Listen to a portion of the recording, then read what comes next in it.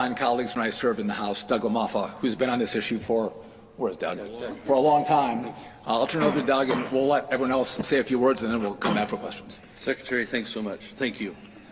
Secretary, we really appreciate you coming out here and calling attention to this. We appreciate your fast start you're getting as our new Secretary, and it was great to have you as a colleague in the House. Now you're doing great things for us nationally as well. And I appreciate the Trump administration of taking a look at this, because this has been a battle ever since 2008.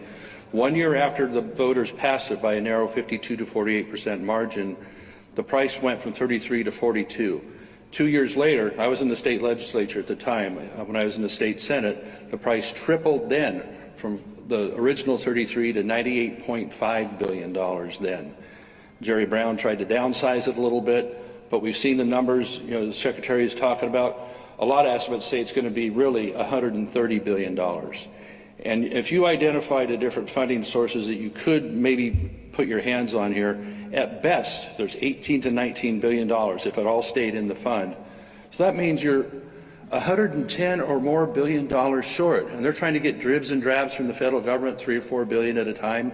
This will never work. It was a nice thought. It was a nice idea.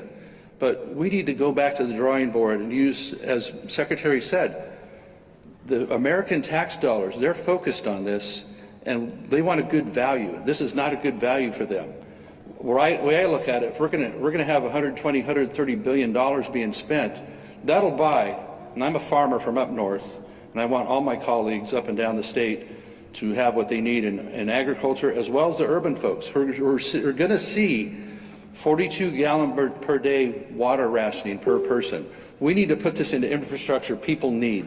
Building lakes, building reservoirs. You can build 24 $5 billion lakes, which are large lakes for the amount we're throwing away on this thing, as well as repair our highways and do other infrastructure projects that are so necessary.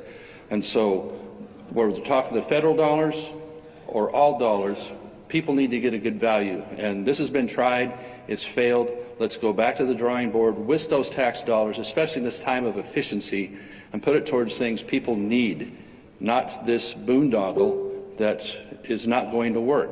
So let's get back to common sense once again.